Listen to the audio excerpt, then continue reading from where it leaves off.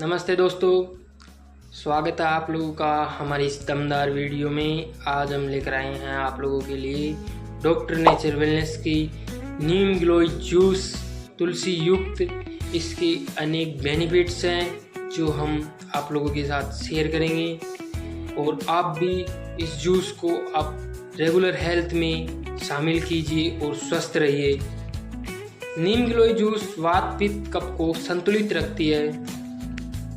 यह आँखों के रोगों से राहत दिलाने में भी बहुत ही ज़्यादा उपयोगी माना गया है। रोग प्रतिरोधक क्षमता और लीवर की कार्य क्षमता को भी बढ़ाने में भी बहुत ही ज़्यादा उपयोगी है। शरीर में उत्पन्न विषाक्त टॉक्सिन को निष्कासित करने में भी यह सहायक है। सर्दी, खांसी, जुखाम, बुखार, वायरल संक्रमण से बचाने में भी गिलोय बहुत ही ज़्यादा उपयोगी है।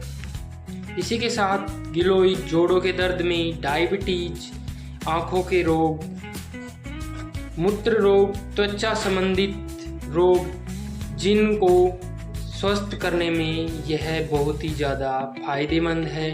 इसलिए आप भी अपनी हेल्थ टिप्स में नीम गिलोय जूस को शामिल कीजिए और स्वस्थ रहिए। हमारे इस दिए गए नंबरों पर कांटेक्ट कीजिए और मंगवाइए, ऑर्डर कीजिए नीम गिलोय जूस। Thank you.